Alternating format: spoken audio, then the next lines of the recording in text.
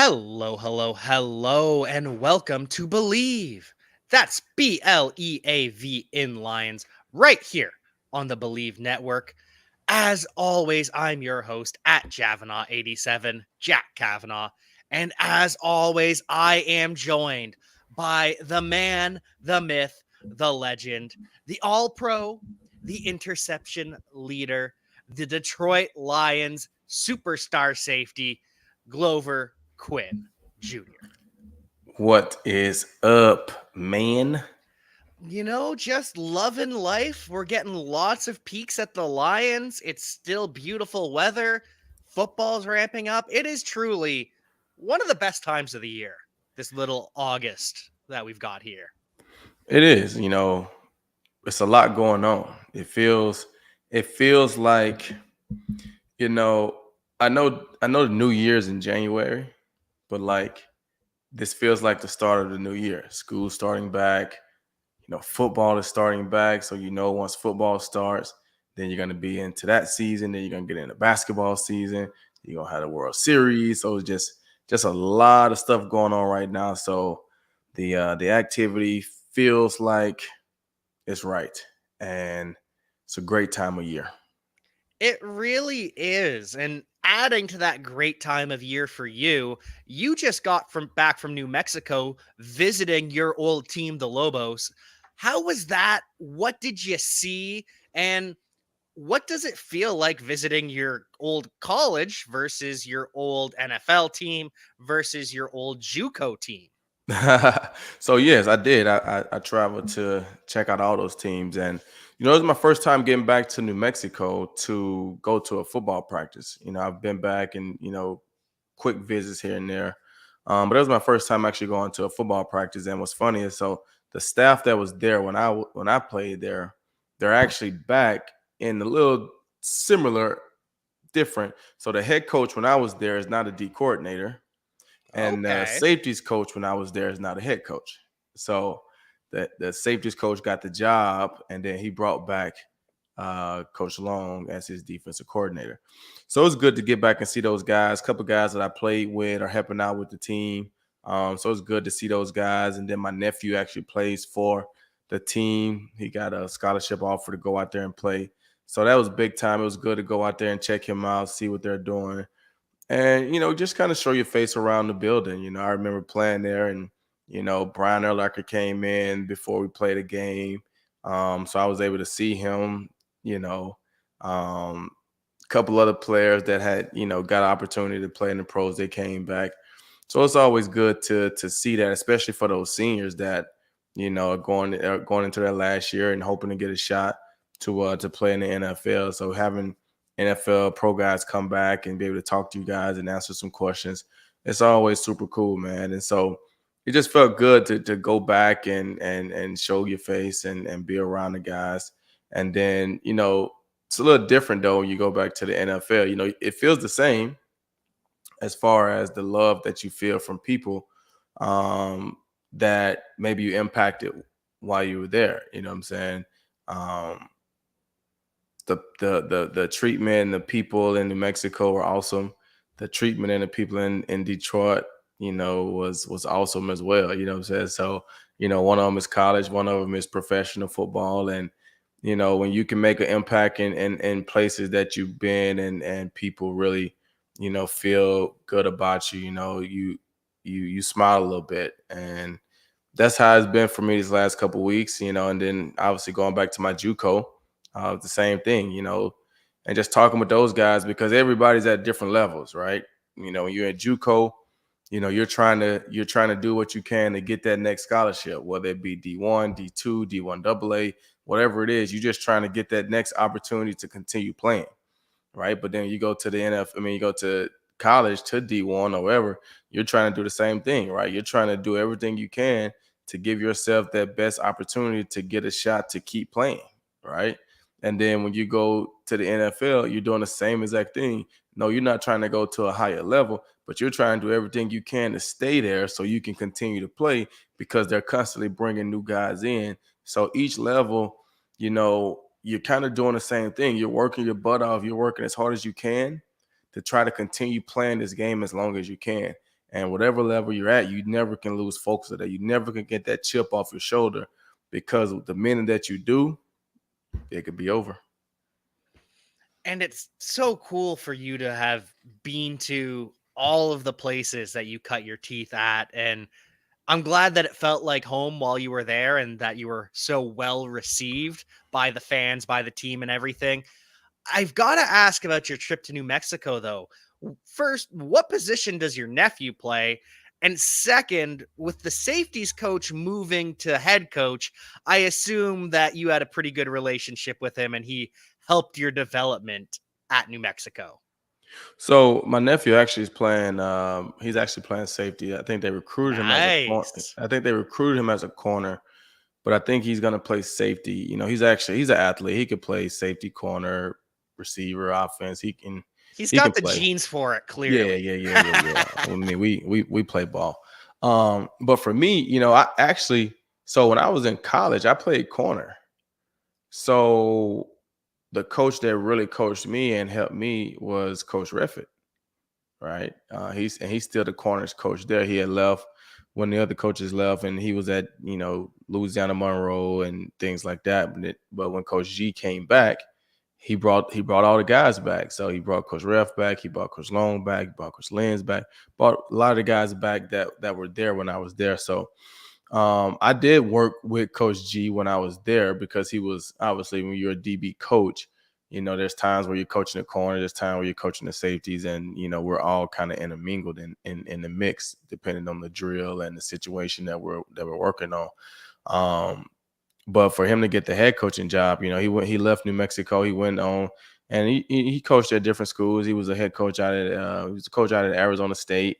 And he just kind of worked his way up, man. Just worked hard, worked his way up, and you know, opportunity came open back at the University of New Mexico, and he's a homegrown kid, and played for the Lobos, and it was just a perfect fit. And so when he came back, it all laid out for him to bring back the guys and try to get that program back to where it was, early in the 2000s. I mean, I think he said yesterday that from maybe 2000 to 2007 or something like that, the Lobos was the only team in the Mountain West Conference that was bowl eligible every single year. And at that point, you had the BYUs, the Utahs, the TCUs. I mean, you had those schools in the conference. And for New Mexico to be the only school that was bowl eligible every year, that means you're winning 6+ games every single year. That was big time.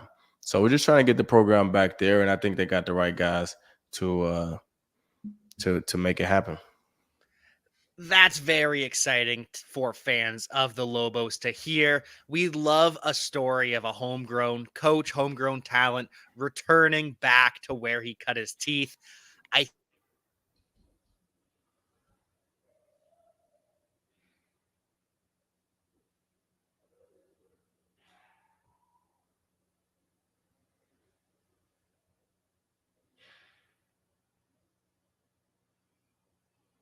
Hello?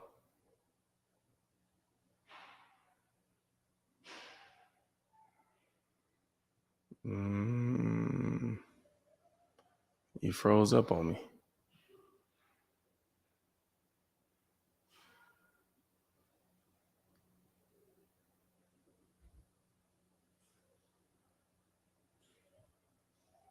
You froze up on me.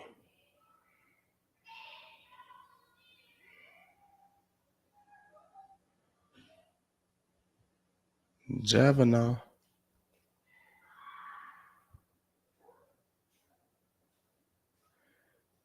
So it's very awesome that we're here going to talk about football.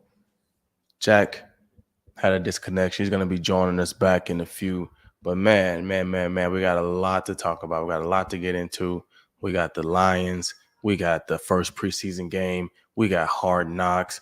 We got the Colts practicing. We got Williams, Jameson Williams getting number 9. getting number 9, So we got a lot to talk about. Stay tuned. We're going to be right back. Jack had a little internet issue. It happens. It's technology. We're okay. We'll be right back. And the show will keep going and won't even miss a beat. Okay? He's coming back on. And when he gets back on, he will make his grand entrance like he always does because he's Javanaugh. Jack Kavanaugh. I'm Glover Quinn, and you guys are listening to the Bleav Network. Sorry about that. I told you guys he will be back. So, anyways, what I was saying before my internet so rudely cut me out. When you. Sorry. Oh, sorry. It's always nice to have a homegrown coach, homegrown talent return. And I think a lot of Lions fans are hoping that will ultimately happen. You, should you decide to enter the coaching ranks, maybe return to Detroit. you know, it if it works out that way, it would be an honor, to coach for one in the NFL, to coach for a team that you played for that did a lot for you in your career. Like I said, I got a lot of love for Detroit. They took me in, so I do have a lot of love for Detroit. But a lot of things will have to happen, and you know I know I can do it. I mean, I have no doubt in my mind that I could be a coach. I mean, I love the game. I understand the game. I can teach the game. Um, I can develop. I can do those things. I know I can. But right now it's just so hard for me to leave my kids. Coaching takes so much time, especially when you really want to be great at it. It just takes a lot of time and it takes a lot of mental capacity because you're thinking about every single thing. You're thinking about every single kid or person or adult or whatever that you gotta try to get to make this play, to understand this play, to what. So it just takes a lot of time. And maybe I'll stay around the game long enough, continue just helping out, filling in where I can fill in. And when the stars align and the pieces align how they should, maybe I will enter the coaching ranks. And we'll be keeping an eye on that. We'll be following, supporting the entire journey. But in the meantime, putting on your scouting glasses for a moment, what did you think of the first preseason game of the Lions? Because they did lose 27-23, but what do players feel about preseason scores? Is that kind of something that goes off to the wayside and it's more about executing on your individual tasks? Well, the thing that I want to say is you always want to practice winning, right? Regardless. You go out to play, you want to practice winning. First team, second team, third team, doesn't really matter. You want to get in the habit of winning, right? Winners win. So you want to get in the habit of learning how to win. However, you look at the game, I thought the one offense came out and they looked sharp. They looked sharp. They had one drive. They went all the way down the field, capped it off with a touchdown. Wide receivers making plays, running backs making plays, running backs Jamal running hard, DeAndre Swift running hard, Jared Goff making throws. I mean, those they look good. The offensive line. I told you those guys were dominant. They look They were dominant. moving They. people. I mean, they. I mean, you invested in the trenches, and you got what a glimpse of what it can be, right? Barring everybody staying healthy and things going the right way. So I thought the offense looked really, really, really, really good. I would have liked to have seen more. Like it would have been good if they would have came out defensively and got a stop. Aiden Hutchinson looked good. Nice big uh, TFL. And that's always good for a rookie, a young guy, home guy. So he's probably got a lot of nerves, a lot of anxiety. Well, not anxiety, but just excitement to be playing in Ford Field. That's your home team. You're the home guy. Even though it's a preseason game, I remember Ziggy's first year in Detroit. We're playing our first preseason game against the Jets, and Ziggy jumps up, and I think he caught an interception and took it back for a touchdown, or made some type of big play off a screen or something like that. And so it's just good for those guys to come in with high expectations and to deliver in such short time, right? They only played 11 plays or so. And that's the thing, right? When you look at the defense, you look at your starters, they only went one series, I think it was, and they got 11 plays. So you don't want to be having these 11 play drives. That means, they got multiple first downs to get 11 plays in. So for your offense to come out and drive it right down the field and score a touchdown, you can't let the other team come right back and do the same thing. You got to take that field and come out and get a stop. You know what I'm saying? I thought the safeties looked real active. And what I saw, Tracy Walker was in there, getting physical. Deshaun Elliott made a couple nice tackles in the open field. You really don't want to have to major in making open field tackles like that, but he did a good job of doing that. You know, still want to see, like I say, still want to see, you know, guys make plays in at the corner position, right? We can't, just you just want to see guys making plays, right? As DBs, you want to make plays. Corners, you want to make plays. Less tackles as corners, right? You want to be getting your hands on the ball, knocking the ball down, intercepting the ball, doing things like that, right? Thought the linebackers looked pretty solid, okay for what it was. Like I said, I don't like the fact that they let them go right back down the field, and I think they scored a touchdown if I'm not mistaken, right? They did. So you just don't want that. You don't want that to happen. You don't want them to allow them to come right back and answer, especially when you're at home. You got all the momentum.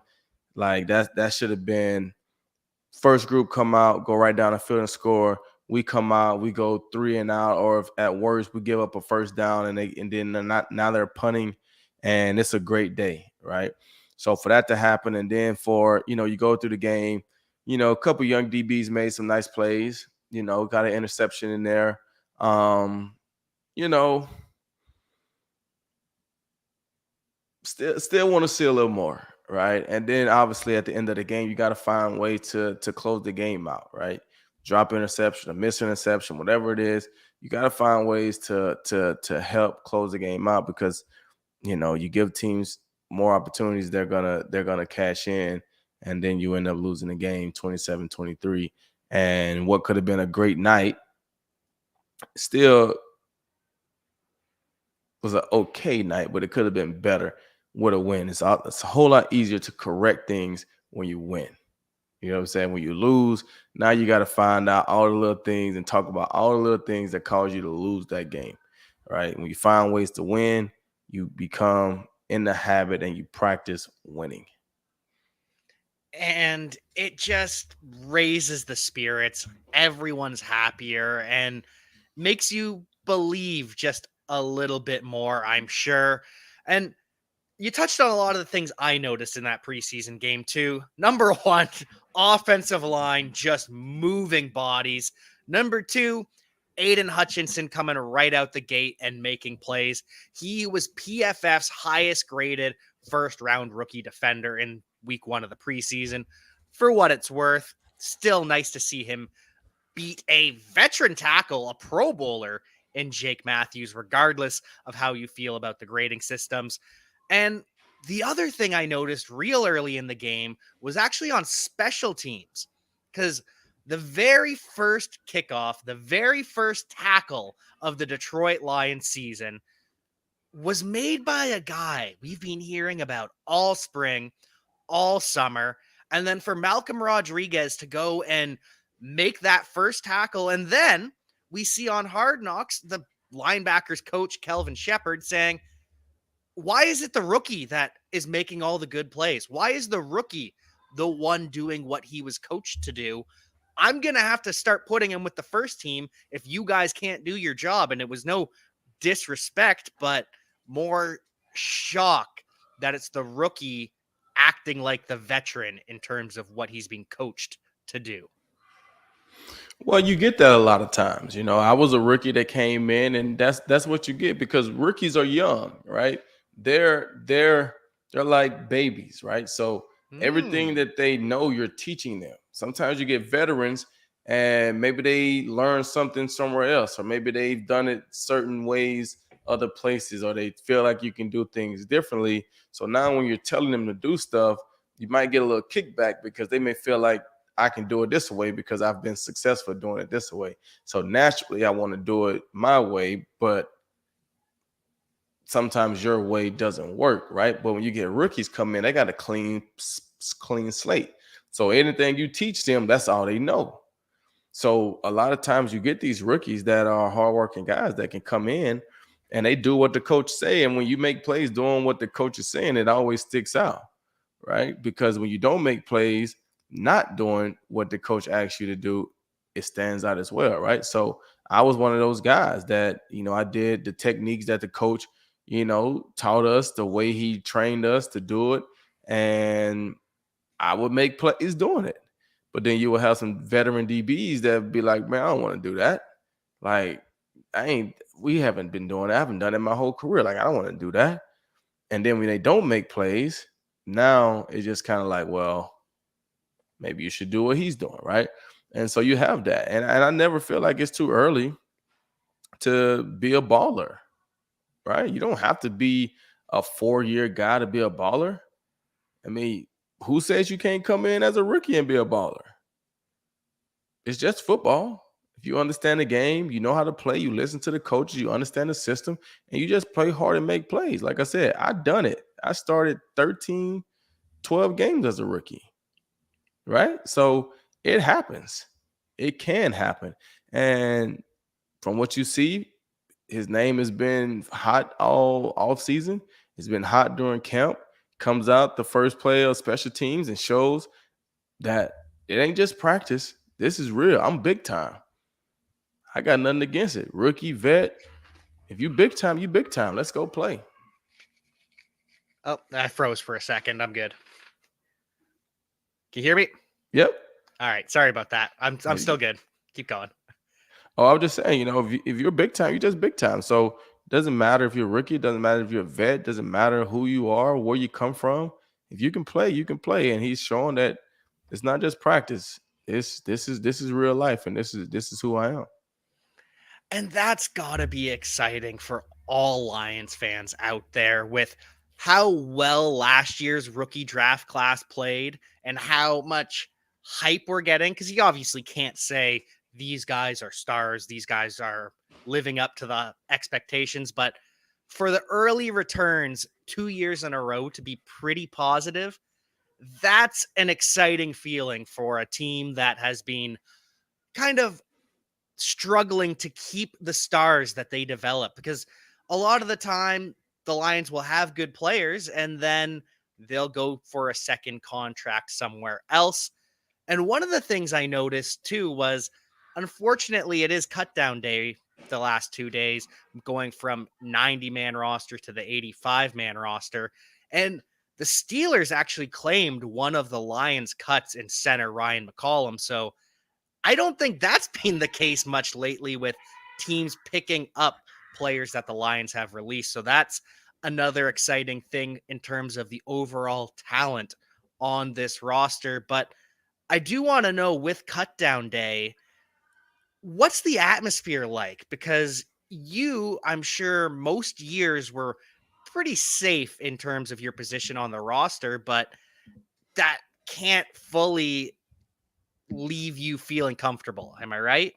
Well, cut down day is just weird. And I was actually telling this story to someone um when I was back in Albuquerque, right? About how when I was a rookie, I gave up a touchdown. I had a good OTAs, great OTAs, had a good training camp, good plays in the preseason.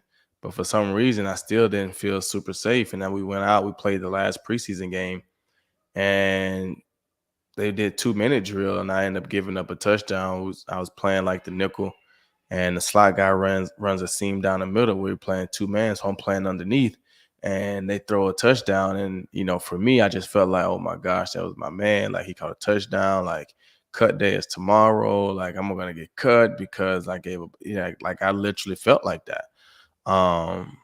So cut day is stressful. Like you said, it's not really stressful in that sense for the guys that are considered your guys. They kind of know, I mean, you're either safe here or the worst that you feel like maybe could happen is probably be get traded. Um, but it's pretty stressful for the young guys. I mean, you just don't know, right? And you're there, and I mean, like you say, they've only been in camp for a couple weeks, right? They only played one game, so I mean, what if you didn't get to play that much in the first game, right? Well, you'll look at it and say, well, I didn't get to play that much in the first game. Well, then you can't just look there. What did you do during practice to show that you deserved more time to play in the first game? What did you do in OTAs to show that you deserved more time to play? Because if you don't show that you deserve more time to play, then you can't sit here and be like, well, I didn't get to play that much in the game. You've shown us enough in practice to let us know maybe you're not ready for the games, right? So we didn't have all these cuts when I was playing, going from 90s to 85. I think we started with 90 and we went straight to 75. And then the next cuts was down to the 53. So we didn't have all these cuts where they just cutting five guys. Yep. Ah, what's the point of that? That's kind of what I wondered too, is really all it's doing is keeping these players from getting any more film out on them, which is kind of unfortunate because does 5 extra people on the bus or on the plane really make that much difference for one more week? Right. Yeah. I don't know what's behind that. I don't know why they're getting, and maybe that's just, hey, we all may have five guys that we already consider as, I don't want to say dead weight, but just like, all right, we know these guys right here, they're not going to be a part. Like we can get rid of these five and you know put more reps on some of the guys that we really want to evaluate and not have to worry about these five guys because we already know it's going to be a real long shot for them to make it. And so that's the only thing that I can see. I don't think it, I don't know. Just strange, in my opinion, but Very. I'm not Roger Goodell. I don't make the rules, but I do find it unfortunate that these players were cut before the inter squad practices that are going on right now with the Indianapolis Colts because a lot of coaches over the last couple years have said those inner squad practices are actually more telling and revealing than the game, both in terms of evaluating their own players and getting a peek at players on the opposite team. And one player who made an impression today for the Colts was Michael Pittman Jr. He was just cooking DBs in the one-on-ones, cooking DBs in the 11 on 11s, and even getting involved in a little tussle with Jeff Okuda during practice. What do you think about that from CB1 coming off from, he wasn't really involved in the play, comes in and reignites the flame? Is that the dog you want to see in Jeff Okuda right now coming off the injury, or is that a play that doesn't need to be made? Well, you know how I am. The extracurricular don't matter to me. Yeah, I ain't about being bullied. I ain't about all that mess. If you want to fight, then we can fight. We could do that too. Because I'm trying to win every battle, coverage, fight, whatever you want to do. But at the end of the day, fighting doesn't make you plays. So for Jeff Okuda, I love to see it. I love that he feels like he can, hey, stand up, be a leader, be that guy. But that's not gonna win you over Lions fans that want to know, can you live up to the third overall pick? That's not gonna win you the starting job for, you know what I'm saying? Like, you got to go out and make plays. You got to go out and play the game. So for somebody. It's like I've seen wide receivers cook in one-on-ones, right? Especially when you go to different teams. One-on-ones, offensive drill. Yeah, you get some guys defensively that make plays in one-on-ones, but it's an offensive drill. And wide receivers do the very most in one-on-ones. Like they run routes that they know isn't a route, and they know they can't run that when we're playing real football, right? Um, so I've seen that happen in one-on-ones. But then you got to shut it down and put an end to it when you get to team. And so for Michael to, you know, cook him in one-on-ones and then come back and cook in, team, I like the fight, but like shut him up. I don't know if he was talking or what I'm saying. He's probably, if he was having a big day, he's probably celebrating and guys get frustrated and this and that. So if you don't want him to talk, shut him up and then we don't got to fight. That's kind of the balance I've struck with the situation too, is I do like the intensity.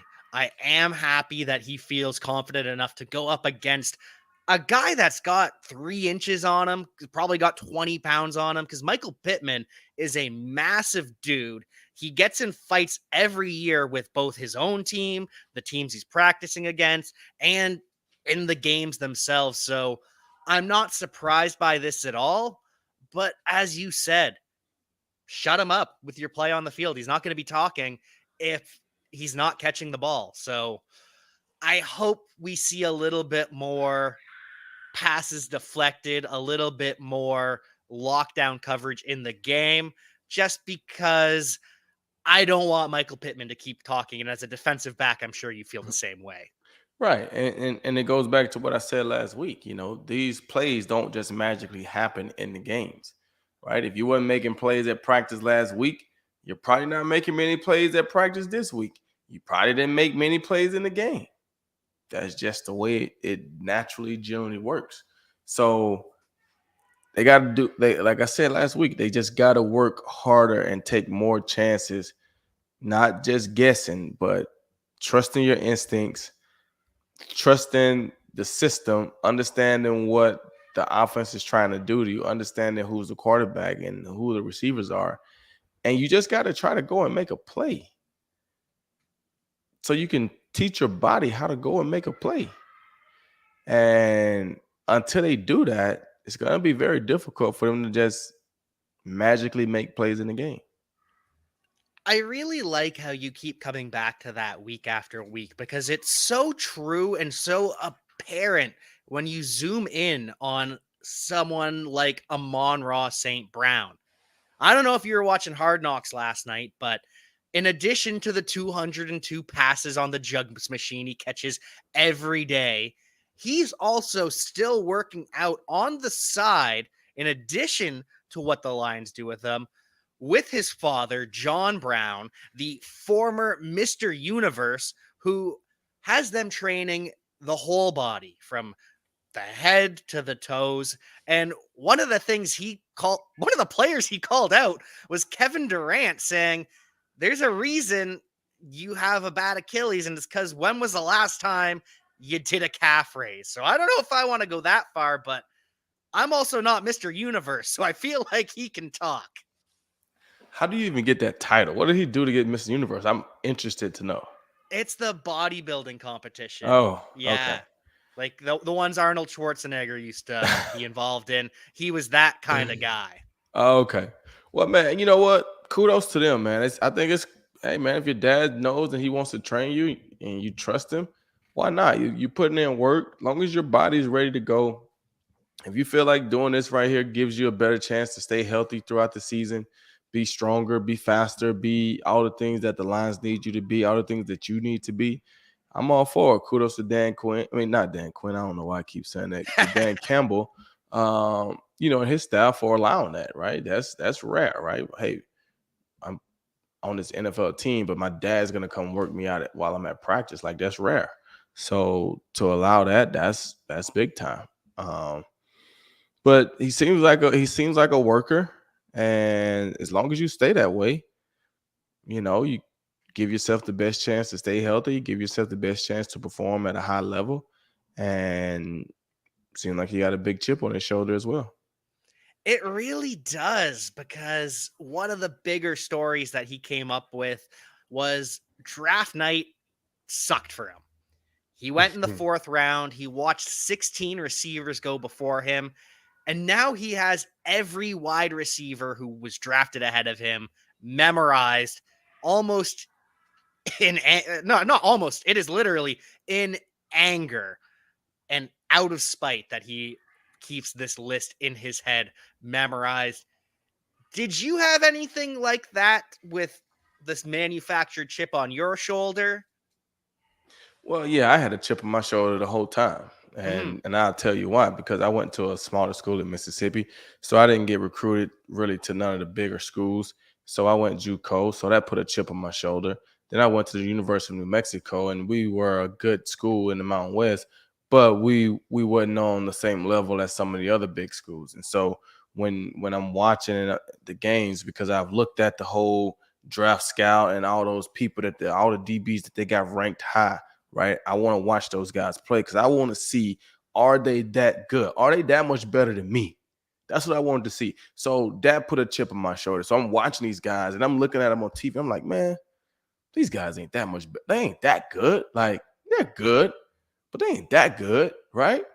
But they getting all the hype. They getting all the pub. They go to the school, right? So I just put a bigger chip on my shoulder, right? So then I go to the combine and then I get to see those guys. I get to stand next to those guys, right? And I'm a fan, right? I love football, but I'm also like sizing them up. Why? These are the guys that they got ranked ahead of me. These are the guys that they're saying is better than me. So yes, I had a chip on my shoulder. So when I'm looking at the draft and they take Malcolm Jenkins first as a defensive back, kudos to Malcolm. Not hating on Malcolm Jenkins. Love Malcolm. Had a great career, right? They take Vontae Davis second, right? Not hating on any of those guys. Happy for him, right? Cool. But, and they go on, they take all these other guys, right? Louis Delmas, Darius Butler, Patrick Chung, all these guys, right? All of them. Alfonso Smith, like all these guys are going. So I'm just sitting there watching, right? And then they finally call my name, right? So for me, yes. Throughout my whole career, I was fans of those guys. We were the same draft class. I was cool with them. But did I have that chip on my shoulder that, like, I wanted to play better than those guys? Of course. Of course you do. And it should be that way, right? So when I can look up and I get to the 10th year of my career and to see, like, man, you know what? I think there was only one defensive back still playing for my draft class when I left, and that was Malcolm Jenkins, right? Kudos to Malcolm. He was the first guy drafted in our class. I think he was the last one standing. Great career. So he did things the right way, but the chip on my shoulder, of course. So for a month, like, there's nothing wrong with that. There's nothing wrong with having that chip. If that's what fuels you, that what motivates you, there's nothing wrong with that. There's nothing wrong with that at all. I don't be nasty about it. Those other guys, I mean, hey, man, they didn't draft themselves. So there's no point of hating on the receiver because they got drafted ahead of you. You know what I'm saying? So there's no point of hating on those guys. But there's nothing also wrong with saying, I'm going to make sure that my career is better, right? I'm going to prove, you know what? All these other guys got taken before me by all these teams. The Lions picked me. I want to make it. I want to prove to the Lions that they made the right choice, and go out and live it every single day and work for it every single day. And hopefully we're looking up 10, 12 years from now and we're like, man, he was the one. Out of all those guys that they thought, he was the one. When they go back, you know how they do it every 4 or 5, whatever years. They want to say, oh, let's do a redraft of the 2000 and whatever class. Will they still draft you in the 4th round if they do a redraft? Or will they say, oh, man, this kid right here was actually a 2nd rounder. He was actually should have been the 1st rounder, right? Put that chip on your shoulder, man. Do not lose the chip regardless. Get a 2nd contract, win it, whatever it is, don't lose that edge. And it sounds like you've still got some of that edge with you, with the names memorized, but I'm sure it felt pretty damn sweet when you not only dwarfed the entire draft class, but the entire NFL in interceptions. Oh, no question. I mean, like I say, when you got that chip on your shoulder, man, and you're fans of guys, but you're also competing, right? No, you're not playing against those guys personally, but you're always watching from afar, right? You want to see what the other guys are doing, and you want to know what the guys that are in your position that you kind of feel like you stacking up with, what are they doing, right? Week in and week out, like who's making plays? Oh man, that was a nice play. Okay, man. Hey, we got the Sunday night game, and I was able to watch a couple games today. Hey, man, Harrison Smith was making some plays. I got to go out there and make some plays, right? Hey, man, Earl Thomas made some plays. I got to go make some plays today, right? Nothing wrong with that. It's fun. It makes the game fun. That's what you need to motivate you. Do it, man. I'm all for it. Nothing against it at all. Still be a fan of those guys though, because like I said, they didn't draft themselves. They didn't do that. So nothing wrong with being a fan of those guys. But I just get fired up thinking about that because that chip, man, that chip on your shoulder is where you just never satisfied. You're just never satisfied with whatever it is. I'm not satisfied that I got drafted in the 4th round. I'm not satisfied that I led the league in picks. Is it nice that you can lead the league in picks and show that you can play? Of course, but I'm not satisfied. I want to do it again. That was the biggest thing I used to say when guys have great games, great seasons, great whatever. Can you do it again? That's the hardest thing to do. It's to do it again. The hardest thing. So for me, of course, it felt great to lead the league in picks. Of course, it felt great to be a Pro Bowler and all those things. It did, but I wanted to do it again, and I felt like I should have, and I didn't get it. So that chip never left. Even to this day, I still got a chip, and I don't even play. It Just make me. and it makes sense too when you look at Tom Brady. Even what he always goes back to is his favorite ring is the next one. The next one. Favorite stat is the next one. Favorite touchdown is the next one. So never let that edge leave, because as soon as you let that edge leave, you're opening the door for someone to replace you. No question. No question. The minute you let your guard down, they're coming like a thief in the night. It just is what it is. You let your guard down and stop guarding your post, they're coming to take it. It just is what it is. So you could be a great player. You let your guard down, stop working, stop putting in everything that you've done, they're coming to take it. I tell my son, people don't get tired of winning. People get tired of doing what it takes to win. People don't get tired of catching 150 passes a season. They get tired of doing what it takes. They get tired of waking up early every morning. They get tired of staying after practice. They get tired of the work that they got to put in to stay healthy. They get tired of all that stuff. Nobody gets tired of playing a game. Nobody gets tired of scoring touchdowns. Nobody gets tired of catching interceptions. But you lose focus on what you did to be able to do those things. But that's what you get tired of. You look at all the guys that retire. They don't retire because of Sundays. No, you live for Sundays. They retire because Monday is hard. Tuesday is hard. Wednesday, Thursday, Friday, Saturday, everything that I got to do to get ready for Sunday to play at the highest level is hard. And that part, my body needs a break. But if I just get to show up on Sundays, guys will still be playing until they 60 if they could. So Glover Quinn playing till he's 60 if he's only allowed or only gets to show up on Sundays. But that's the thing about the game. That right there is the thing about the game. Because if you only show up on Sundays, you're not going to play at a high enough level. So you're not going to be able to stick around until 60 because you're not going to be good enough. So that's what gets guys, right? When you can't play at the level that you feel you should play at because you can't prepare at the level or you don't want to prepare at that level, it's time to hang them up. It's time to hang him up. Don't disrespect the game. I always felt that. Don't disrespect the game. And the game won't disrespect you. The minute you start to disrespect the game, it'll disrespect you back.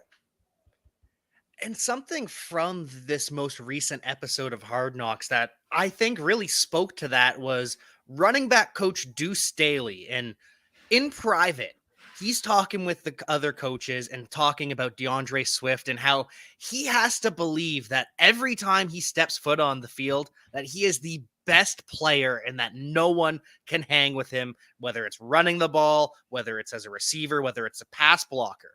That's what he's saying in private. But in public, when he's talking to DeAndre Swift, Deuce Staley is getting after him and correcting him and saying, hey, that was a good run. You got about 15 there. If you keep that inside just a little bit longer, that's a touchdown. That's an easy touchdown. So what happens? Swift goes back into the game, runs inside for a nice, beautiful 7-yard run, and Staley is thrilled. And so it's cool to see a coach that knows the talent that he's working with, but still willing to coach him to the extreme and to not let him take things off just because the talent is elite. Right. And that's what these young guys don't understand. The absolute best players want to be coached. The absolute best players, they want to be coached. Why? Because you're the coach. Tell me what I'm doing wrong. Tell me what I can do to get better. It's the guys that think they are the best that don't want to be coached. Come on, coach, man. I got this. I got this. You know what I'm saying? I got this.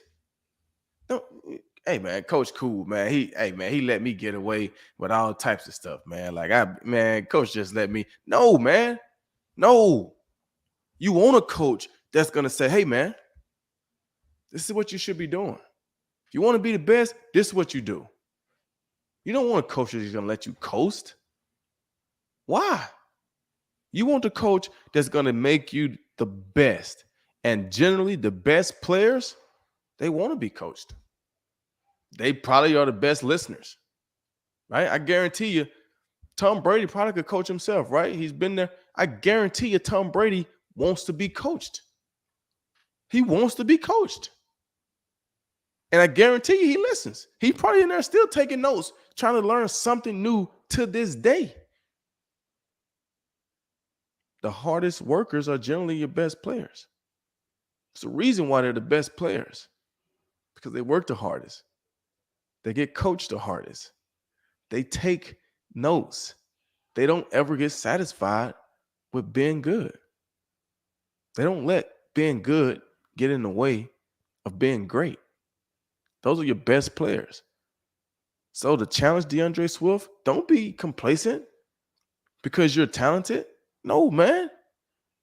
Keep working. Yes, that was a nice run, but if you'd have did this, it could have been better. I'm not taking away from it being a nice run, but it could have been better. Get 15 yards, we could have got 30. Right? So I can't let you settle. I can't let you settle. And like I said, the best players don't want you to let them settle. No, because the best players aren't happy just being the best. They want to be better. They want to improve every day. And sometimes that leads to honors like the Pro Bowl and the All Pro. And other times it leads to a massive contract extension like today. Derwin James, Charger safety, he resets the market and, to use your favorite term, is now the highest paid safety in NFL history.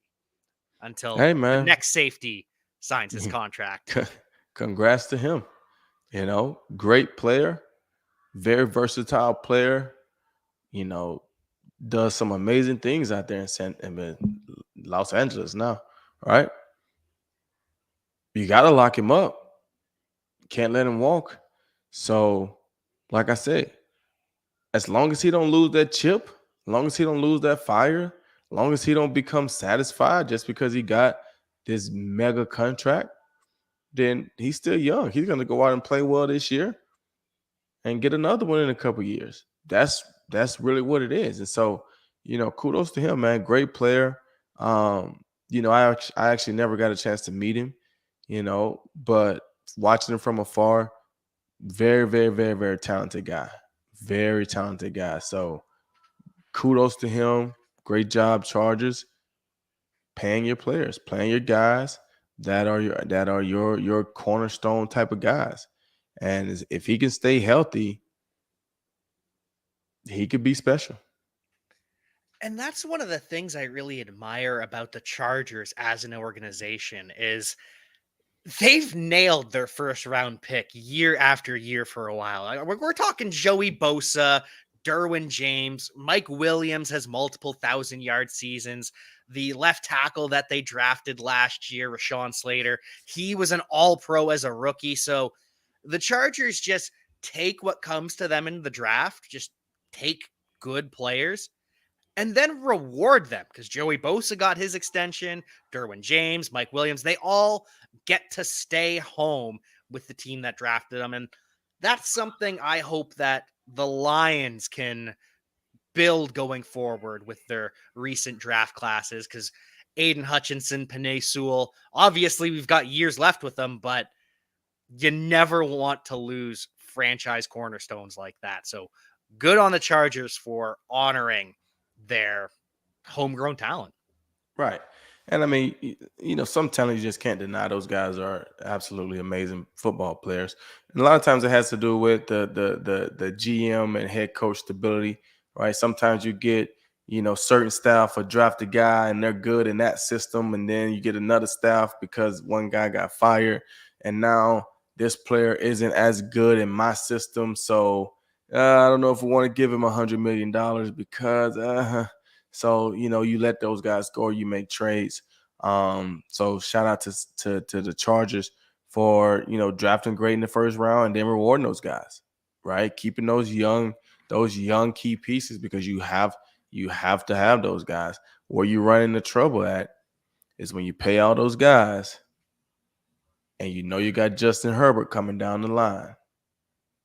And if you don't have a quarterback in this league, yeah, it's gonna be very tough. So I think Herbert is going into what, year 3? Yeah. Year 3. So they're gonna have to pick up his option at the end of this year. So at some point, he's gonna be getting that major bag. Just is what it is. So they can lock up these guys, but they gotta save some room for the quarterback. Got to. Doesn't matter. None of this stuff matters if you don't have a quarterback. None of it. So they got a good young one. And a lot of times teams are very, very, very, very successful when they get good first round or good young quarterbacks on rookie deals. When you can win like that, oh, you're doing good because you don't have to pay that quarterback 30, 40 million dollars, and you can get good O linemen, you can get some good D linemen, you can get some good receivers and DBs and linebackers and guys to help you, and you got a good enough young quarterback that can lead you to a victory because they can play. The problem happens when you do that and then you turn into Patrick Mahomes and you're getting, 400 whatever $1 million deals. Now you start losing weapons because we just don't have enough money to pay everybody. That's where you get in trouble. So hopefully, hopefully, hopefully, the Chargers can figure it out, get all the young superstars paid, and they get rewarded winning some games over there in the AFC. And it really is all about the quarterback. even after a great quarterback leaves. Because I don't know if you saw the story last week. Jamison Williams, he has switched his jersey number from 18 to number 9. And of course, we all know Matthew Stafford. He is the great number 9 for the Detroit Lions. And I've heard different sides of this. And Jamison Williams, he called up Stafford, got permission, and was allowed to wear the jersey. Some fans think it's too soon, whereas other fans love the confidence of Jamison Williams to say, hey, Stafford, I know you did great things in this jersey, but I'm not worried about that. I can live up to it. What's Well, your yeah, takeaway? yeah. I mean, I don't ever think it's too soon when it's done the right way. Now, and I think that's player wise, and I think that is staff wise, especially when you got a guy of Stafford's caliber, right? The years and service that he put in for that program, right? Like I say, it looks worse when he leaves and then you give his number to a tryout punter that probably is he's just there as an extra leg because I don't want to wear out the starting punter's leg in training camp. You know what I'm saying? Like that's when it looks like okay, we're just disrespecting what this man did in number 9, right? Like no, but for it to get passed to the next first rounder, right? The next kid that hopefully is legendary and a Lions uniform, and for him to have enough respect and humbleness to call Stafford or reach out to Stafford, even though Stafford doesn't even play in Detroit anymore. He just won a Super Bowl with the Rams. For him to have enough respect to get in touch with Stafford and just make sure that like it was okay, right? And just to let him know, like, hey man, I respect what you did. I respect your career. I respect what you mean to Detroit, even though you're in LA. Is it okay if I carry on the legacy of number 9? Right. So that's a lot of confidence for him because he know that the expectations in that number are going to be high, right? And that number are going to be high because of the standard that that Matthew Stafford, the standard that he had in that number, you're always going to be held to that standard, right? I remember, and this was, a couple years ago, right? I remember, when I left, people started hitting me up because they had I think they had signed Justin Coleman that offseason, and they gave him number 27, right? And I was like, that's cool, man. You know what I'm saying? Like, I'm not there anymore. But every time, like, he would mess up or misplays or this and that, I would always get messages of this. Man, you see that kid in 27, man, he shouldn't even be. But then he would make some nice plays as well. So, you have different people that feel certain types of ways about it. But for Stafford to put in 12 years there, get drafted there, be the first rounder there, to go through all the ups and the downs and lead those guys to the playoffs multiple times, and like everything that he did, the numbers, the yards, the wins, the heart, like 9 is a respected number around there. Whether he's there or not, it's a respected number. It's the same with 81. It's a respected number around there. So gotta be very careful who gets those numbers. You do. You definitely do. And so, does it still, having traveled to the Lions, to the Lobos, to your junior college, does it still feel a little bit weird seeing other players in your number, or have you fully accepted it at this point? Oh, I fully accepted it. I just know the standard is high. That's all I know. The standard is high. And for me, for people to see number 27 out there in Detroit and to think of me, hey man, I did what I had to do, right? for people to see, number 19 in college and think of me, I mean, what else can I do? You know what I'm saying? Like, what else can I do? So, yeah, I know that number is gonna be worn because especially in Detroit, 20 is retired. I think 22 is retired. So, I mean, you lose out on two of those 20 numbers right there. You throw in the running backs. Well, they probably taking, three or four of those 20 numbers. So as DBs, you don't have many 20 numbers to choose from. I mean, when I got to Detroit, I had to choose between 27 and 30. Mm. And I chose 27. So if you remember Darius Slay's rookie year, he was number 30. That's why, because that was the only number left. I was 27. He got 30. They drafted him in April. He got number 30. Right. And then the next year, Chris Houston left. So then he switched to 23 because the number opened up. But that's just how it is. So like I said, it doesn't bother me. It doesn't bother me. I didn't even go to Lions practice this year. I'm saying, like, who's wearing number 27? I didn't even think anything about it. I wasn't at New Mexico, like, who's in number 18, man? Like, oh man, y'all gave my number to that guy. You know what I'm saying? Like, I didn't even think anything about it.